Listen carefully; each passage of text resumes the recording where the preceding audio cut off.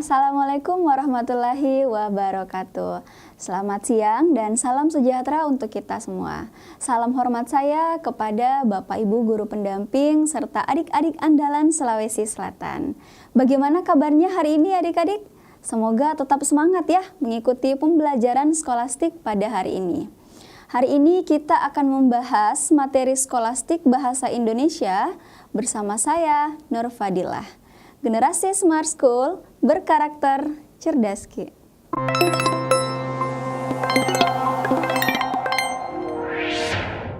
Oke, adik-adik, hari ini kita akan melanjutkan pembahasan materi skolastik Bahasa Indonesia, khususnya untuk subtes pemahaman bacaan dan menulis, atau yang biasa disingkat dengan PBM. Nah, materi yang akan kita bahas adalah semantik. Jadi, materi ini sebenarnya sudah adik-adik dapatkan ya di SMP maupun di SMA. Nah, di sini kakak hanya ingin mereview dan membahas kembali lalu menghubungkan dengan soal-soal UTBK yang biasa muncul. Nah, selanjutnya ini adalah pengertian dari semantik itu sendiri. Nah, apa itu semantik? Jadi semantik adalah ilmu tentang makna kata dan kalimat atau pengetahuan mengenai seluk-beluk dan pergeseran arti kata. Nah, berikut ini adalah pembahasan materi semantik yang berkaitan dengan UTBK. Jadi ada 3 poin atau 3 bahasan ya yang berkaitan dengan soal-soal UTBK. Yang pertama adalah jenis makna, kemudian ada hubungan arti kata, lalu hubungan bentuk kata. Nah, kita akan membahas satu persatu ya. Nah, jenis makna. Jenis makna ini ada beberapa jenisnya ya adik-adik. Yang pertama ada makna denotasi. Nah, makna denotasi ini adalah makna lugas, apa adanya, dan makna yang sebenarnya. Di mana makna denotasi ini contohnya ya, ada kata kambing hitam pada kalimat menjelang Idul Adha, paman mencari kambing hitam. Nah, kambing hitam di sini adalah kambing yang berwarna hitam, seperti itu. Jadi makna yang sebenarnya. Kemudian contoh berikutnya yaitu kata tangan kanan dalam kalimat tangan kanan Mila terkilir sewaktu bermain bulu tangkis. Nah, jadi arti yang sebenarnya bahwa ya memang tangan kanan si Mila ini terkilir seperti itu ya, tangan sebelah kanannya gitu. Lalu selanjutnya kata bunga dalam kalimat Fatimah memetik bunga mawar. Nah, jadi kata bunga di sini artinya adalah salah satu jenis bunga seperti itu. Kemudian jenis makna berikutnya adalah makna konotasi, di mana makna ini kebalikannya adik-adik dari makna denotasi. Nah, jadi makna konotasi ini adalah makna kiasan, ungkapan idiomatis, tambahan atau makna yang tidak sebenarnya. Jadi contoh dari jenis makna ini adalah misalnya ya, kata kambing hitam pada kalimat ia dijadikan kambing hitam dalam kasus ini. Nah, makna kambing hitam di sini bukan lagi kambing yang berwarna hitam ya, tetapi ini merupakan ungkapan bahwa ia dijadikan sebagai orang yang disalahkan, seperti itu ya, dijadikan kambing hitam. Nah, kemudian contoh berikutnya, kata tangan kanan dalam kalimat polisi berhasil menangkap tangan kanan koruptor. Nah, artinya di sini adalah tangan kanan berupa orang kepercayaan. Jadi orang kepercayaannya si koruptor ini sudah ditangkap polisi, seperti itu. Lalu contoh berikutnya, kata bunga dalam kalimat Fatimah adalah bunga desa yang sedang mekar. Nah, jadi bunga di sini ya, bunga desa di sini artinya perempuan yang cantik. Jadi Fatimah ini perempuan yang cantik di desanya, seperti itu. Kemudian jenis makna selanjutnya adalah makna leksikal. Nah, makna leksikal ini adalah makna kata berdasarkan kamus atau leksikon. Jadi, ada sebuah kata yang maknanya itu berdasarkan kamus. Contoh misalnya, saya mengunjungi rumah paman. Nah, kata rumah di sini maknanya berdasarkan kamus adalah bangunan untuk tempat tinggal gitu. Kemudian contoh berikutnya, saya makan 3 kali sehari. Nah, kata makan di sini artinya adalah memasukkan makanan pokok ke dalam mulut lalu mengunyah dan menelannya, seperti itu. Nah, kemudian ada jenis makna gramatikal. Jenis makna ini yaitu di mana suatu kata yang diperoleh setelah kata tersebut mengalami proses gramatikal seperti misalnya pengimbuhan, pengulangan, atau pemajemukan. Jadi maknanya itu bergantung pada struktur kalimatnya. Apakah dia berupa pengimbuhan, pengulangan, atau pemajemukan ya. Contoh misalnya, pengemis itu tinggal di kolong jembatan berumahkan kardus-kardus bekas. Nah, jadi di sini adik-adik, di sini kata dasarnya adalah rumah ya. Rumah, berumahkan. Nah, kemudian contoh berikutnya, Ina sedang bermain rumah-rumahan.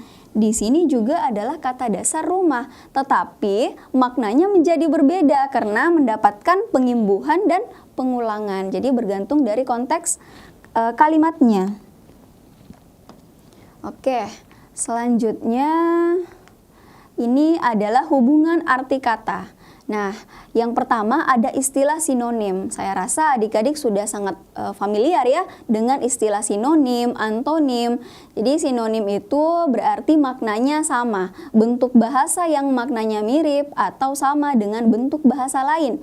Contoh, ahli bersinonim dengan pakar, profesional, atau empuh. Kemudian ampuh, ampuh itu sinonimnya adalah efektif, manjur, seperti itu. Dan masih banyak lagi ya kata-kata yang lain yang memiliki sinonim.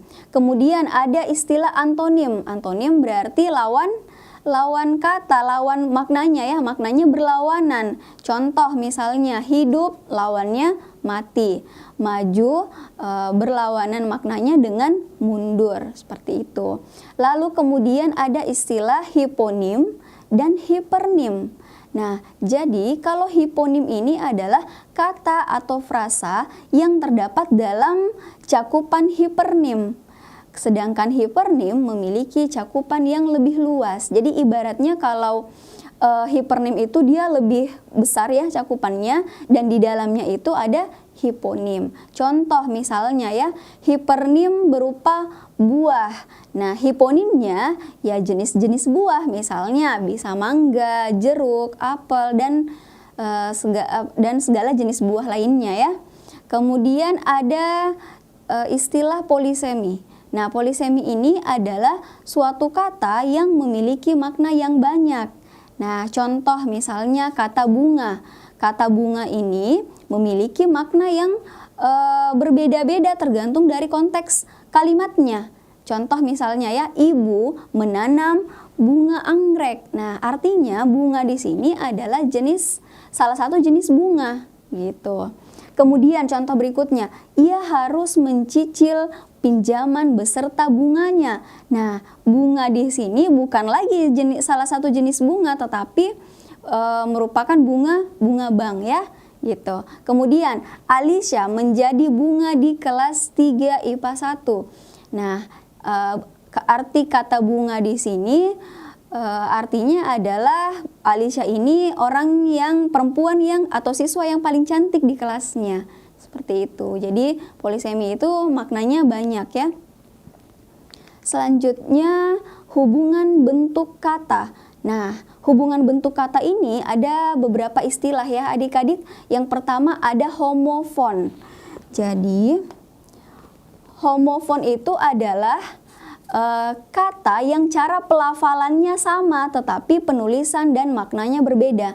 Nah, jadi untuk memudahkan adik-adik mengingat, ingat saja ya, homo itu artinya sama dan fon itu artinya bunyi ya, bunyi atau pelafalannya. Nah, jadi kalau homofon berarti bunyinya sama.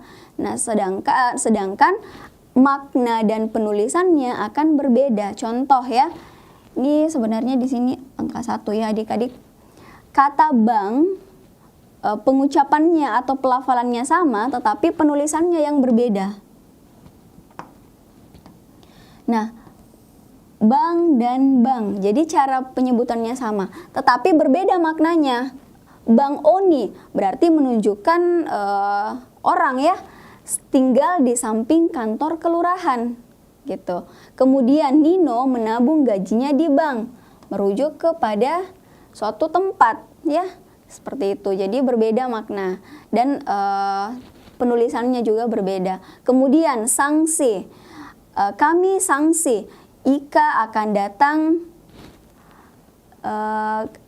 datang malam ini ya. Di sini ada salah penulisan kata ya adik-adik. Kemudian kata sanksi berat akan dijatuhkan kepada para pelaku kriminalitas gitu. Jadi kata sanksi di sini pengucapannya sama, tetapi maknanya yang berbeda. Nah, kemudian homograf. Homograf ini berarti dari kata ini ya, graf. Graf ini maksudnya adalah penulisannya. Jadi, kata yang penulisannya sama, tetapi cara pelafalannya dan maknanya yang berbeda. Contoh misalnya ya, di sini ada apel. Nah, apel ini penulisannya sama, tetapi cara pelafalan dan maknanya berbeda. Kalau misalnya kita menyebutkan buah ya, berarti adik mengambil apel di atas meja. Tetapi kalau contoh kalimat lain, ayah melaksanakan apel pagi di kantor. Jadi itu berbeda. Kalau ini bermakna buah, kalau apel di sini bermakna upacara ya. Kemudian kalimat yang kedua,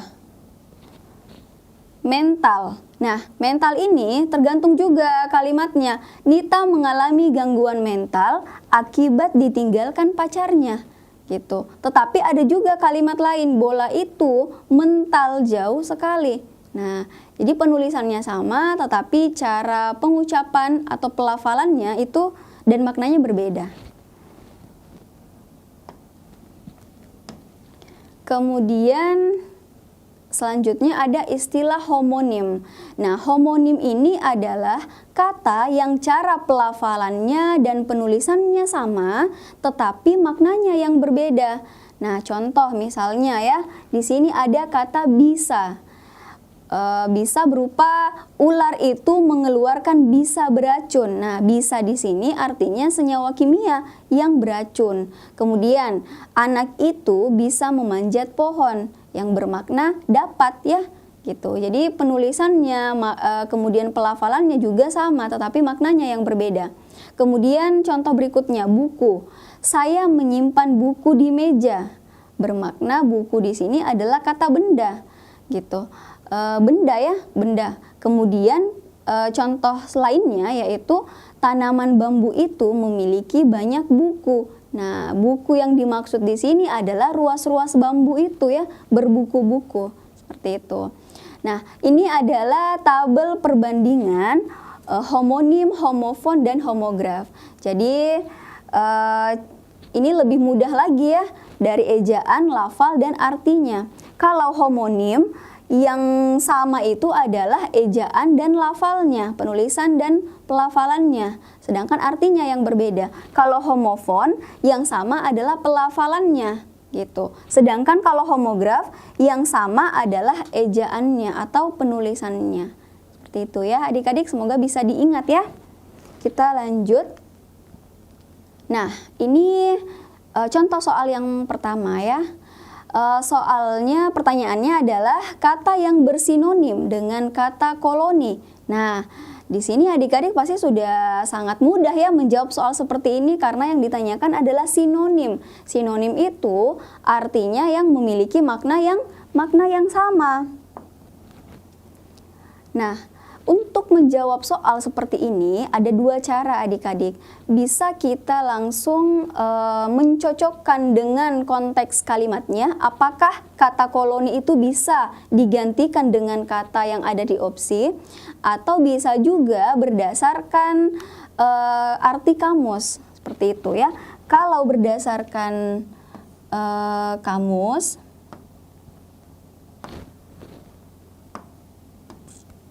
Kalau berdasarkan kamus ya, koloni itu artinya daerah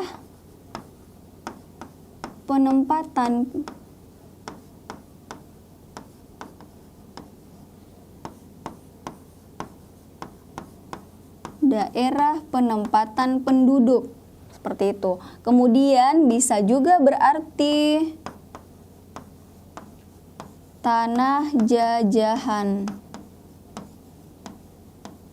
Nah, bisa berarti daerah penempatan penduduk, bisa juga berarti tanah jajahan.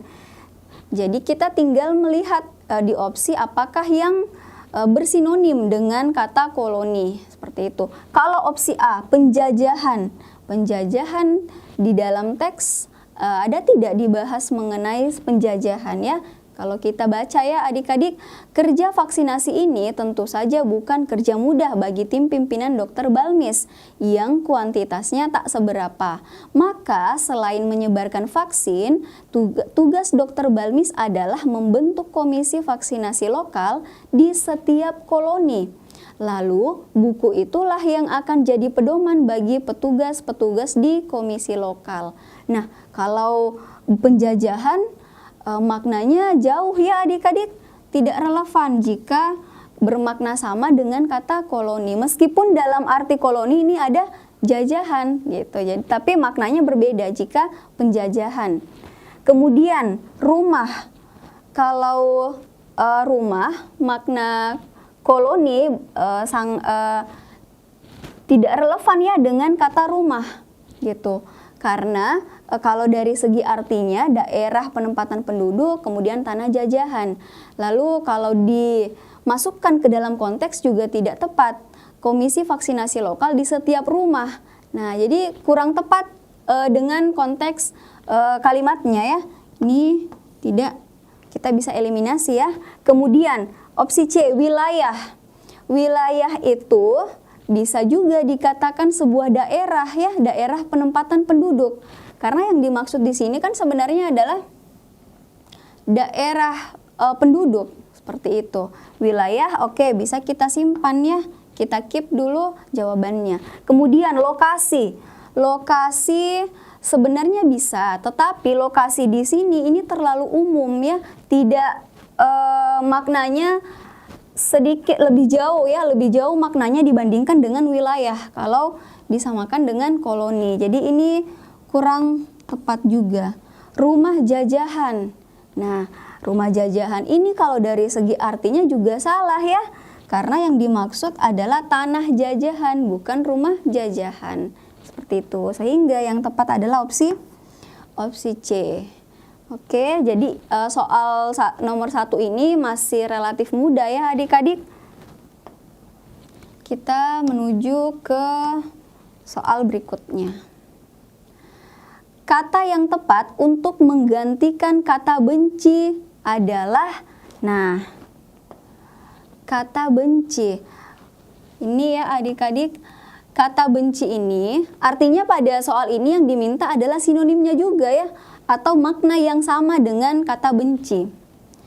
Kita coba membaca dulu teksnya. Belanda mula-mula menyerang Toraja pada tahun 1905. Pangala yang dipimpin Pongtiku mendapat serangan pertama dari Belanda pada April tahun 1906 dan serangan terakhir pada Oktober tahun 1906. Selanjutnya Pongtiku bergerilya ke daerah lain. Pada tahun-tahun tersebut, Belanda tidak hanya benci dengan Toraja, tapi juga dengan kerajaan Islam di Sulawesi seperti Bone, Goa, dan Sawito. Oke, kalau opsi A menggantikan kata benci, justru opsi A ini adalah lawan katanya ya, sehingga maknanya sangat berbeda. Jadi tidak bisa menggantikan kata benci. Kalau bermusuhan, kita coba masukkan ke dalam konteks. Belanda tidak hanya benci ya, Belanda tidak hanya bermusuhan dengan Toraja. Nah, maknanya sama ketika digantikan dengan kata bermusuhan. Jadi kalau bermusuhan itu berarti ada rasa benci ya, gitu. Jadi bermusuhan ini bisa. Kalau bergerilya. Bergerilya itu adik-adik artinya perang siasat ya. Perang kecil atau perang siasat. Nah, ini maknanya berbeda ya, sangat jauh berbeda dengan kata benci. Kemudian bermain juga maknanya berbeda. Dan melawan. Belanda tidak hanya melawan dengan Toraja. Nah, itu kalimatnya menjadi ini ya, maknanya berbeda gitu jika menggunakan atau diganti dengan opsi melawan gitu. Jadi bermain dan melawan ini tidak tepat. Sehingga yang paling tepat adalah opsi B. Seperti itu. Oke. Kita lanjutkan ke contoh soal berikutnya. Nah, di sini ada daftar kata ya. Pertanyaannya adalah daftar kata tersebut merupakan kelompok. Nah, di sini ada beberapa istilah yang sudah kita pelajari ya sebelumnya. Ada sinonim, antonim, homonim, homofon, dan homograf. Kalau kita lihat adik-adik dari daftar kata ini, bandar. Bandar yang artinya pelabuhan, ada bandar yang artinya pemegang uang dalam perjudian ya. Nah, maknanya berbeda. Tetapi kalau kita lihat penulisannya sama adik-adik, bandar. Penyebutannya juga sama ya, bandar. Nah, artinya kata bandar ini penulisannya sama, kemudian pelafalannya juga sama, yang berbeda artinya. Nah, masih ingat istilah yang pelafalan dan penulisannya yang sama? Berarti termasuk ke dalam homonim ya. Gitu. Homonim. Kemudian kata berikutnya, rok dan rok. Nah, penyebutannya sama, pelafalannya sama, rok.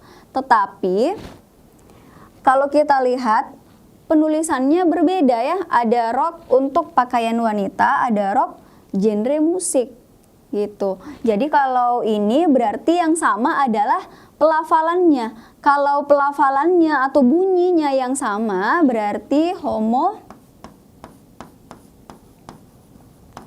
homofon gitu ya.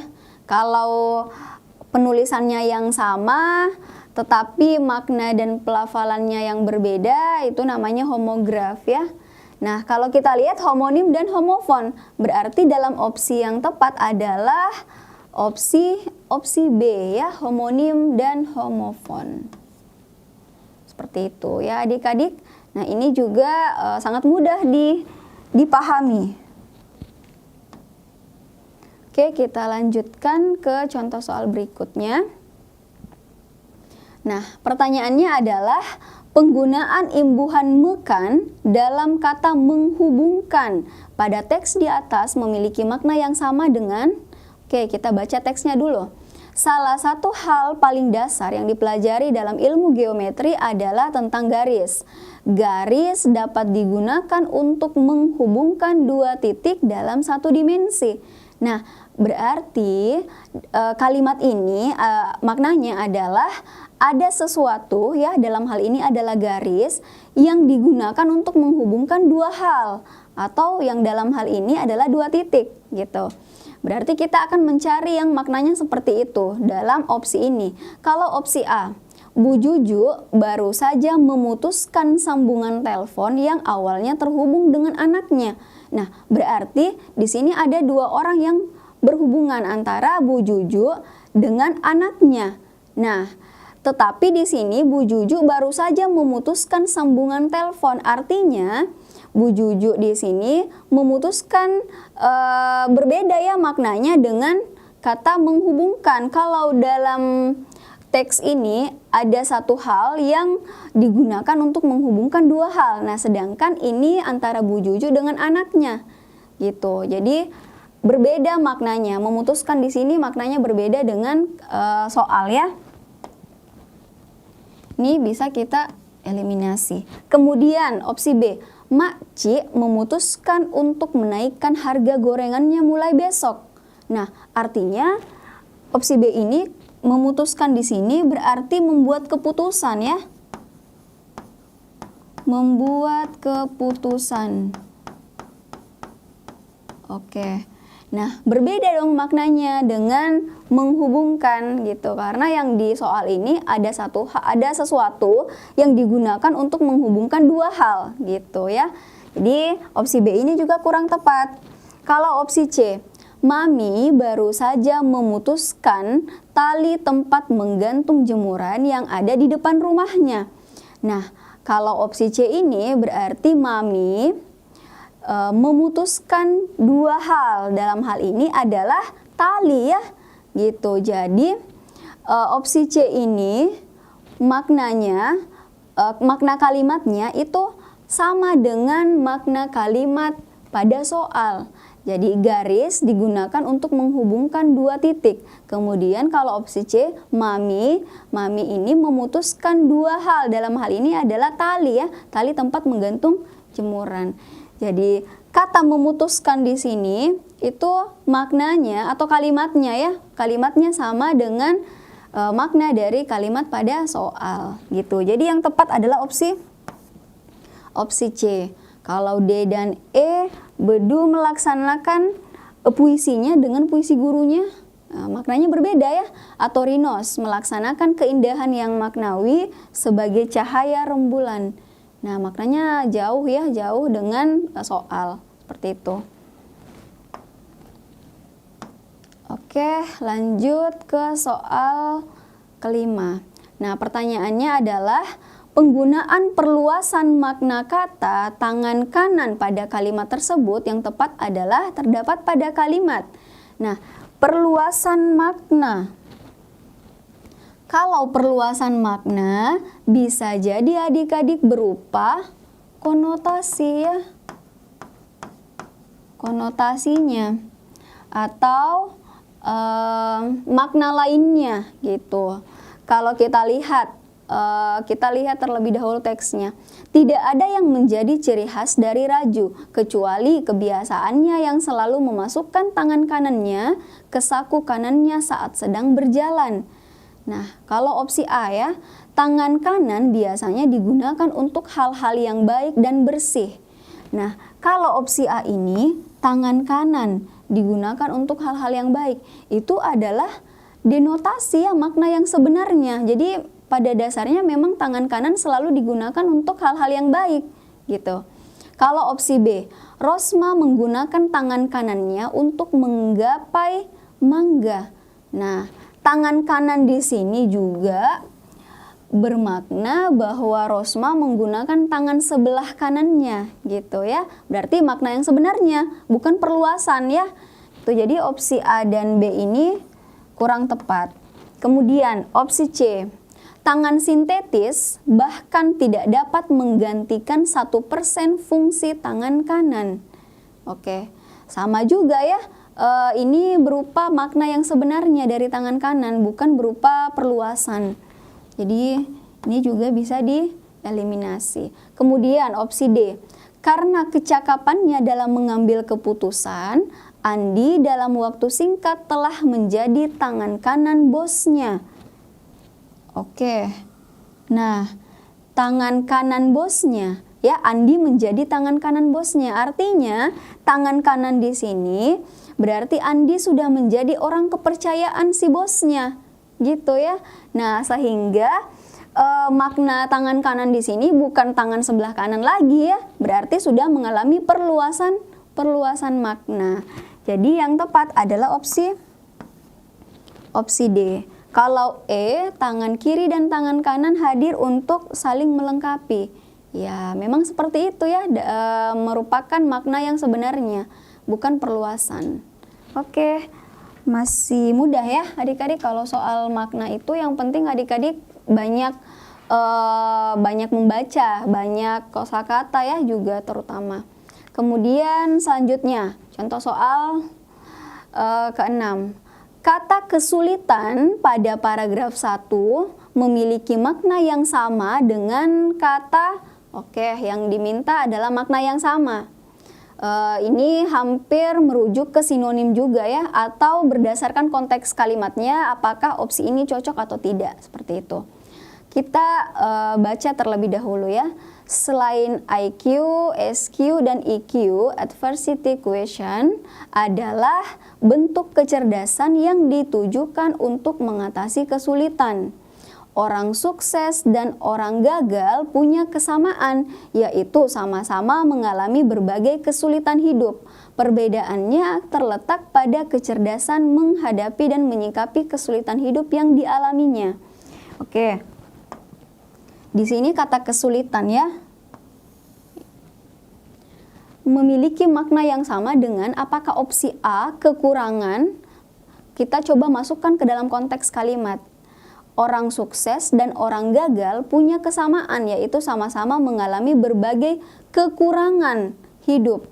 Nah, kalau kata kekurangan itu maknanya tidak memiliki sesuatu ya, tidak memiliki suatu hal gitu. Kalau kekurangan, jadi kalau kekurangan itu lebih kepada kepunyaan. Sedangkan kalau kita masukkan ke dalam konteks kalimat ini, sama-sama mengalami berbagai kekurangan. Nah, kurang tepat ya.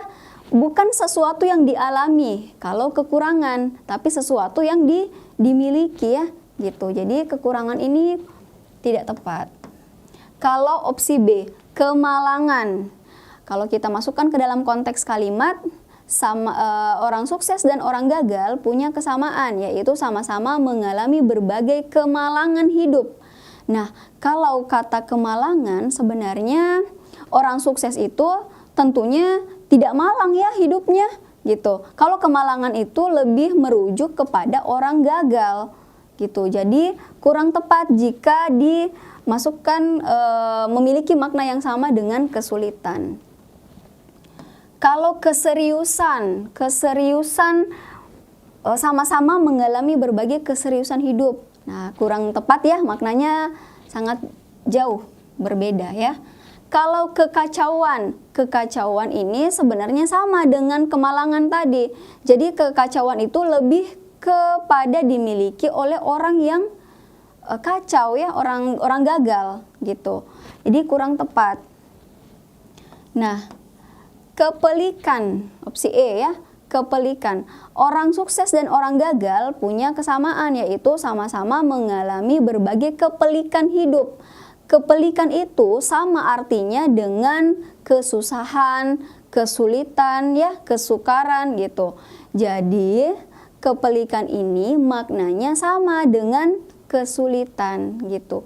Kalau digantikan juga ya adik-adik, kepelikan dimasukkan ke dalam konteks kalimat, maknanya juga tetap sama ya, bahwa orang gagal dan orang sukses itu masing-masing punya kesulitan hidup, kepelikan hidup, pasti akan mengalami kepelikan hidup gitu. Lebih tepat opsi E. Nah adik-adik di sini adik-adik harus pintar-pintar ya melihat, karena dari opsi itu sebenarnya hampir sama semua maknanya, tetapi ada yang lebih tepat seperti itu. Kita lanjutkan contoh soal berikutnya. Di sini pertanyaannya adalah kata membesarkan pada kalimat di atas memiliki hubungan makna dengan kata-kata berikut, kecuali. Oke, kata membesarkan ya, kita lihat dalam teksnya. Lingkungan kebun binatang itu dibuat untuk mempermudah gerak-gerik penguin, mulai dari melompat masuk dan keluar air hingga bersarang dan membesarkan anak. Oke, membesarkan anak ya. Maknanya kalau opsi A merawat anak ya, berarti maknanya sama ya dengan membesarkan. Berarti ini kurang tepat. Kan kita mencari pengecualian ya. Kita mencari yang kecuali. Kalau mengasuh anak, membesarkan anak, maknanya sama ya. Sama, berarti ini juga kurang tepat sebagai jawabannya ya. Membesarkan anaknya, menjaga anaknya, itu maknanya juga sama, berarti sama-sama merawat, sama-sama menjaga ya, itu maknanya sama juga. Jadi ini kurang tepat. Kemudian menumbuhkan anaknya, membesarkan anaknya. Nah, makna kata menumbuhkan anaknya ini juga maknanya adalah berarti sama ya, membesarkan anaknya, merawat anaknya hingga besar ya gitu. Jadi kata menumbuhkan ini maknanya juga sama dengan membesarkan. Kalau opsi E, membimbing dengan membesarkan anak gitu. Kalau membimbing itu lebih kepada manusia ya, sedangkan yang dibahas dalam konteks teks ini adalah penguin gitu. Jadi kata membimbing di sini kurang tepat. Sebenarnya maknanya sama ya kalau kita lihat secara umum, tetapi kalau kita kembalikan ke dalam konteks kalimat, maka membimbing ini lebih merujuk kepada manusia ya gitu. Jadi makna yang kurang tepat adalah opsi E ya gitu. Selanjutnya, nah ini ada sebuah bacaan ya, kita menuju ke pertanyaannya dulu. Makna kalimat yang dicetak miring pada paragraf di atas sama dengan, nah artinya kita ingin mencari kesamaan makna ya dari kalimat yang dicetak miring dengan opsi. Nah, kalimatnya adalah dasar asumsi Hancock. Ini ya adik-adik. Dasar asumsi Hancock adalah pemantauannya terhadap kerusakan lingkungan di Malaysia dan India. Nah, sebenarnya kita tidak perlu membaca teksnya secara keseluruhan. Cukup membaca yang dimiringkan saja. Jadi dasar asumsi Hancock adalah pemantauannya terhadap kerusakan lingkungan di Malaysia dan India. Artinya teks ini membahas mengenai kerusakan lingkungan hidup ya. Kita lihat pertanyaannya dulu. Opsinya. Opsi A, hasil pemantauan Hancock terhadap kerusakan lingkungan menjadi asumsi dasar pemikiran di Malaysia dan India. Nah, kalau dalam opsi A ini maknanya adalah hasil pemantauan Hancock ini menjadi dasar pemikiran Hancock di Malaysia dan India. Sementara pada teks soal ya menjelaskan maknanya adalah dasar asumsinya itu muncul karena pemantauannya terhadap kerusakan lingkungan di Malaysia dan India. Jadi bukan menjadi dasar pemikiran, bukan menjadi dasar pemikiran di Malaysia dan India ya, tetapi pemantauannya ini ya, pemantauannya di Malaysia dan di India gitu. Jadi ini maknanya berbeda dengan soal. Kalau opsi B, berdasarkan hasil pemantauannya terhadap kerusakan lingkungan yang terjadi di Malaysia dan India, Hancock mengajukan sebuah dasar asumsi. Oke, maknanya berarti sebuah dasar asumsi ini diajukan berdasarkan hasil pemantauan terhadap kerusakan lingkungan yang terjadi di Malaysia dan India. Oke, maknanya sama ya adik-adik dengan makna soal, bahwa dasar asumsi Hancock adalah pemantauannya terhadap kerusakan lingkungan gitu yang terjadi di Malaysia dan India. Oke, kita bisa simpan dulu ya untuk opsi B, kita simpan dulu. Kemudian opsi C, asumsi yang dikemukakan Hancock menjadi alasan pemantauan yang dilakukannya terhadap lingkungan Malaysia dan India yang sudah mengalami kerusakan. Nah, ini justru terbalik adik-adik ya, bukan karena asumsi yang dikemukakan menjadi alasan pemantauannya, bukan ya, tetapi pemantauannya lah yang menjadi dasar asumsi Hancock gitu. Ini kurang tepat. Kalau D, isu kerusakan lingkungan terhadap di Malaysia dan India menjadi dasar asumsi Hancock untuk melakukan pemantauan. Nah, ini juga sama dengan opsi C, terbalik ya. Kemudian opsi E, Pemikiran Hancock mengenai dampak buruk yang terjadi pada lingkungan di Malaysia dan India berakar dari hasil pengamatannya di kedua negara tersebut. Nah, kalau opsi E ini sebenarnya hampir sama maknanya dengan soal, tetapi di sini opsi E menambahkan kata dampak buruk gitu. Sementara pada soal itu tidak ada kata dampak buruk. Jadi ini juga kurang tepat, opsi E ini kurang tepat. Nah, sehingga yang paling tepat adalah opsi B ya. Seperti itu. Di ini kemampuan adik-adik lagi untuk memaknai sebuah kalimat ya. Kuncinya adalah menjawab soal seperti ini, perbanyak mengerjakan soal sebenarnya. Itu saja ya. Gitu. Kemudian selanjutnya, pertanyaannya adalah kata kadar pada kalimat insulin adalah hormon yang diproduksi oleh kelenjar pankreas untuk membantu mengendalikan kadar gula darah, memiliki makna. Oke. Yang diminta adalah ini ya adik-adik, kadar. Kata kadar ini kira-kira maknanya yang sama yang mana ya? Nah, adik-adik sebenarnya dalam soal-soal UTBK, meskipun ya dalam soal UTBK itu sudah tidak ada TKA, dalam hal ini pelajaran fisika, kimia, biologi, tetapi penting juga bagi adik-adik memperbanyak pengetahuan mengenai ketiga ilmu tersebut. Karena contoh ya, seperti soal ini, kalau kita memahami mengenai ilmu biologi terkait insulin ya, itu kita tidak perlu membaca lagi teksnya, akan membuang-buang waktu. Kita akan mudah menjawab soalnya karena sudah memahami bahwa oh insulin itu seperti ini penjelasannya gitu ya. Nah, jadi tetap adik-adik harus memperbanyak pengetahuannya ya. Tidak hanya untuk pengetahuan yang umum, tetapi juga tetap harus ada IPA ya, fisika, kimia, biologi gitu. Seperti contoh ini.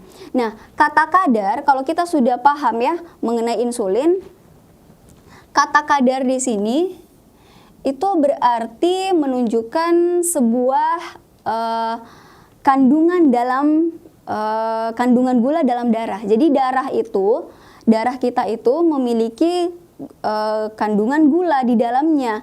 Nah, tetapi kalau kadarnya yang terlalu tinggi, maka itu harus dikendalikan oleh hormon insulin, seperti itu. Nah, sehingga tanpa kita membaca ya kita sudah tahu bahwa oh jawabannya adalah kandungan gitu. Kandungan yang dimaksud adik-adik. Jadi kadar yang mengendalikan kadar gula darah, artinya hormon insulin ini digunakan untuk mengendalikan kandungan gula yang ada di dalam darah gitu ya, maknanya sama. Kalau opsi B misalnya ya, tingkatan itu merujuk kepada sesuatu yang tingkatannya atas, bawah, atau tengah. Jadi kurang tepat jika maknanya sama dengan kata kadar. Atau kualitas. Nah, kualitas itu berarti apakah kualitasnya baik atau kualitasnya tidak baik gitu. Jadi berbeda maknanya dengan kata kadar.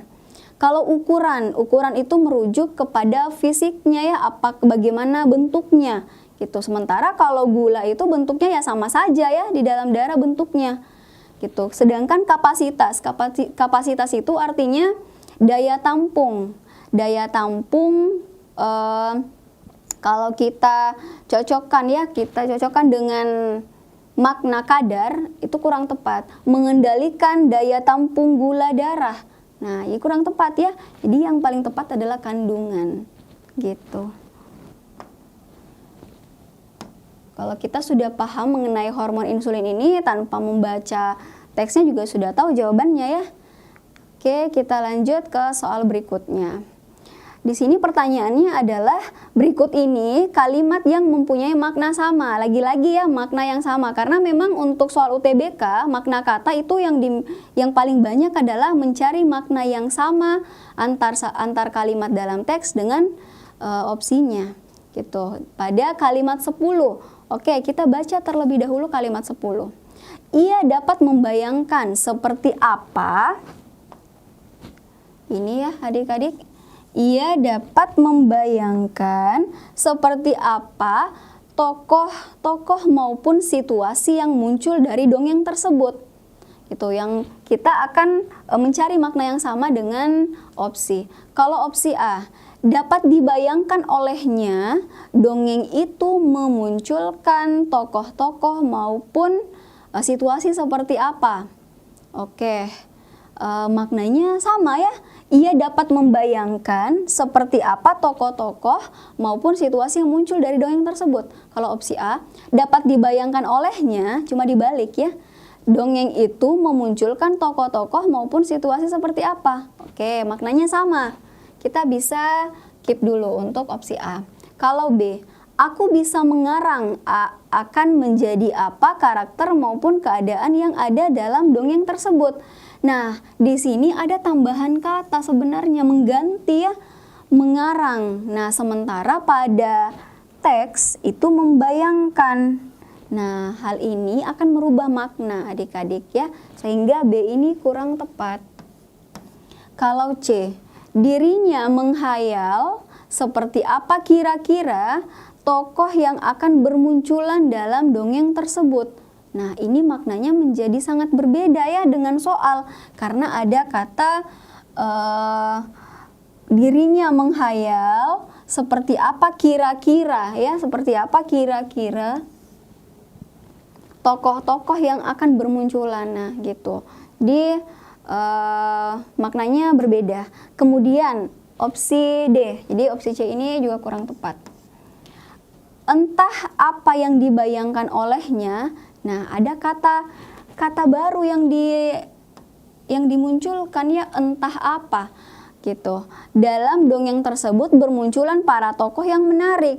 Nah, tentunya hal ini akan merubah makna ya, sehingga opsi D ini kurang tepat. Kalau E, dongeng tersebut akan memunculkan para tokoh dan situasi cerita yang menarik bagi pembacanya. Ada kata yang menarik bagi pembacanya. Nah, ini juga adalah tambahan kata ya, sehingga merubah maknanya. Jadi adik-adik, yang tepat adalah opsi A gitu.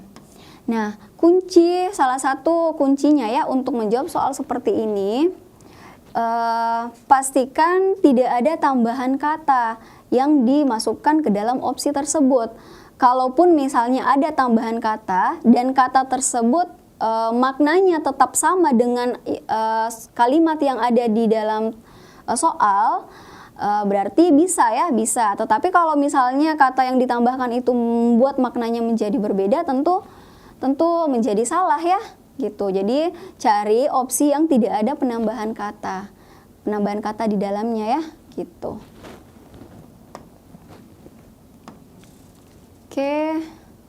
Oke, baik adik-adik, kita sudah berada di akhir pembelajaran pada hari ini. Semoga apa yang kakak sampaikan bisa adik-adik terima dengan baik, bisa dimengerti dengan baik.